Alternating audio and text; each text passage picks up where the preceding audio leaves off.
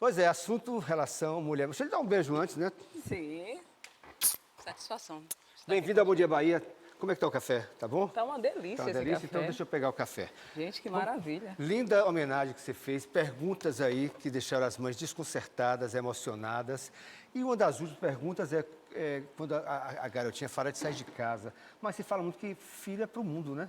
Sim. Como é que a mãe se prepara para o filho sair de casa?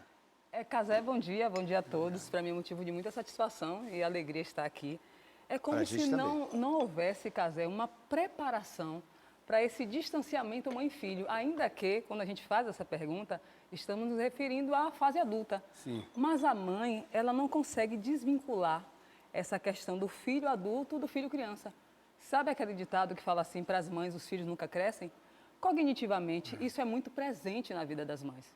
Então a gente precisa entender que os filhos, eles passam por ciclos.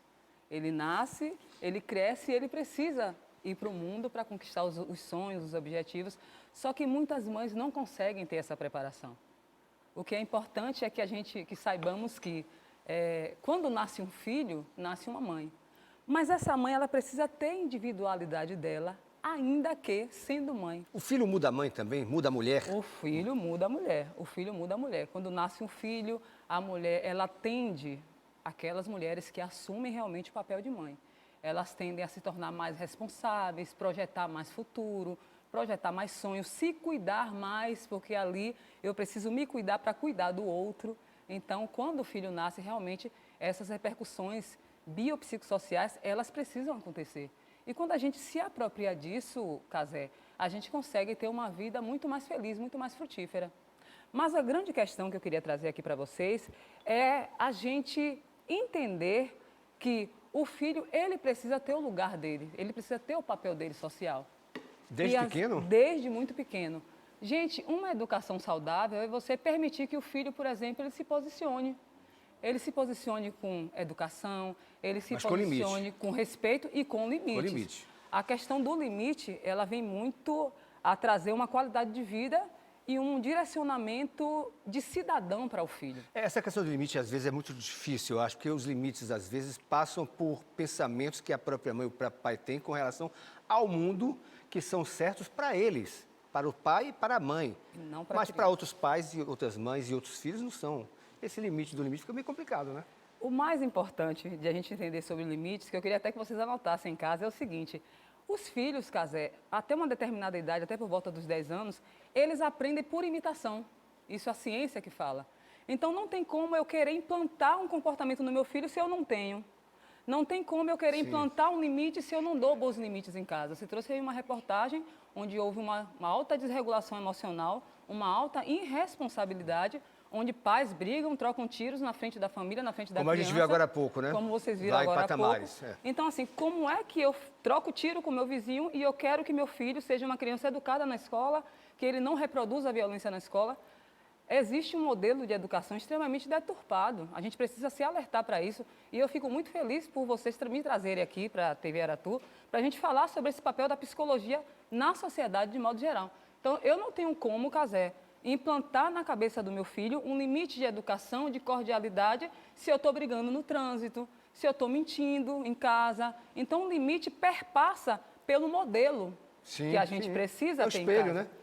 Nós funcionamos até uma determinada... Depois que a gente passa da idade adulta, a gente tem as nossas próprias conquistas, as nossas próprias formas de aprendizagem, a gente modifica, mas até um determinado momento, nós aprendemos por imitação, não tem outra forma. O que é ser mãe? A pergunta básica parece simplória, mas eu faço assim, comparando a pai. Qual a diferença de mãe para pai? Por exemplo, eu tenho 3 filhos, tenho 5 netos, e a mãe, geralmente, principalmente na Bahia, tem uma força, que a Bahia é uma sociedade estritamente matriarcal, né? Sim. A mãe é que manda, a mãe é que manda sempre, a mãe é que se destaca, a mãe que faz tudo. Fora desse contexto baiano, digamos assim, o que é ser mãe? A diferença de ser mãe e pai? Pronto, eu vou trazer 2 elementos rapidamente. Contexto histórico. Nós fomos emancipadas recentemente, muito embora já trabalhamos, Revolução Industrial, as mulheres já tinham participação e etc., mas só que em 1988 na Constituição de 88, foi que estabeleceu essa questão da gente trabalhar, da gente sair. Nós ainda, Casé, por incrível que pareça, nós temos ainda a energia daquela mãe que só é cuidadora. Então, à medida que a gente sai para trabalhar, a gente leva esse sentimento de culpa. Então, isso é uma questão. Existe uma... em casa com o filho. Que não estão em casa com o filho. A gente trabalha, a gente produz, nós somos independentes, mas é como se sempre ficasse aquela lacunazinha dizendo, poxa, eu estou trabalhando muito, meu filho está em casa, meu filho está com a babá. E isso são os resquícios ainda da nossa emancipação, que a gente precisa trabalhar essa questão. E tem uma outra questão que fala do papel da mãe, que é o nosso conceito mesmo falando sobre ciência. O nosso principal hormônio é o estrógeno. O estrógeno, ele vem para reprodução, para maternidade. E o principal hormônio do homem é a testosterona, que é o cuidar, que é o prover. Então, esses dois hormônios já dão para a gente uma característica muito mais acolhedora para o filho. É diferente o papel da mãe e o papel do pai. Mas essa diferença passa, por exemplo, como se fala em baianês, pela filha mulher e pelo filho homem. O papo da filha mulher tem que ser dado, tem que ser orientado na vida sexual, no dia a dia, pela mãe e não pelo pai, e o papo do filho homem passa pela conversa com o pai, é isso? Ou é estereótipo demais isso ainda? Não, a gente precisa, quando a gente entende, Casé, a questão da reprodução através da imitação do pai, a gente percebe que é muito mais proveitoso quando o pai faz essa orientação para o filho.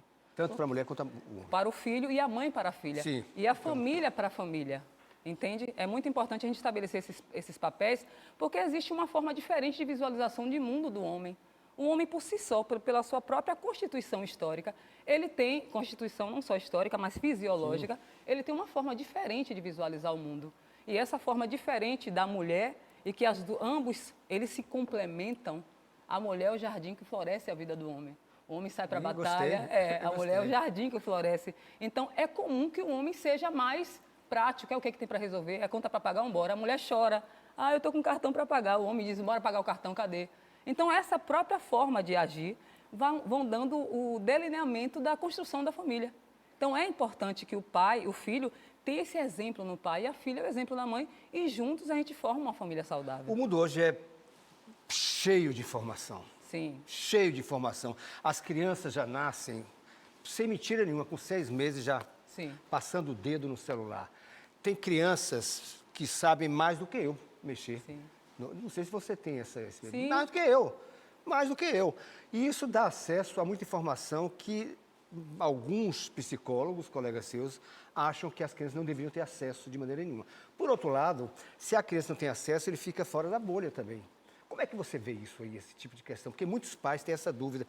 Eu só posso dar o tablet, o celular para o meu filho até 2 anos, enfim. Como lidar com isso? Porque isso aqui passa por várias coisas, a informação sobre política, dia a dia, sexualidade, tudo passa por aqui. É um grande risco para a criança?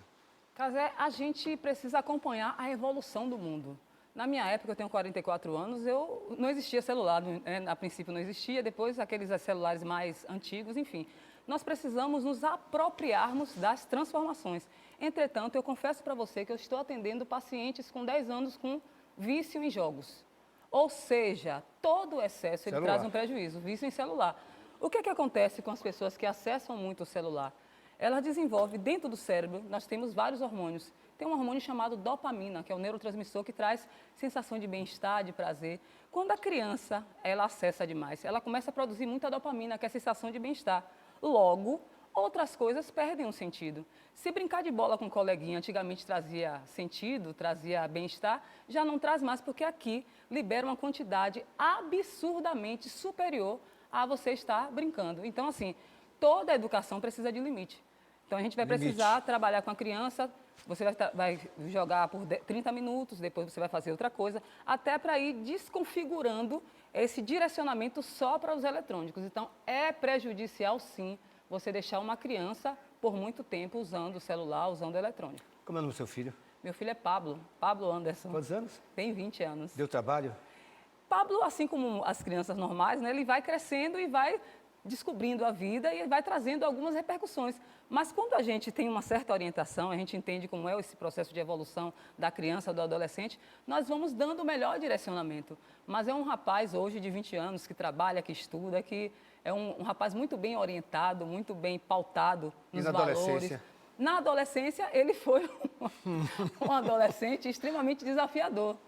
E aí, Pablo era um adolescente... Você botou de castigo alguma vez? Muito... De castigo não, eu sou muito da conversa, da palavra, da punição, da extinção, que a gente às vezes acha que punição não é amor. Punição é você extinguir aquilo que Pablo Bater, quer. Não, bater Nunca dei não. nem um tapa nele, nada. De leve. De leve. De leve. De leve que é da contramão.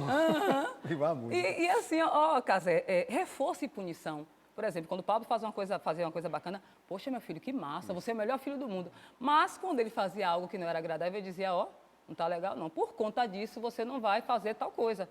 Isso é amor. É. A gente desconfigura muito o amor. Obrigado pela entrevista, feliz Dia das Mães. Obrigada. Estou muito feliz. Parabéns aí pelo Obrigada. trabalho, a homenagem que você conduziu aqui pra gente na TV Aratu, tá? Gratidão. Muito Obrigada. bom conversar contigo.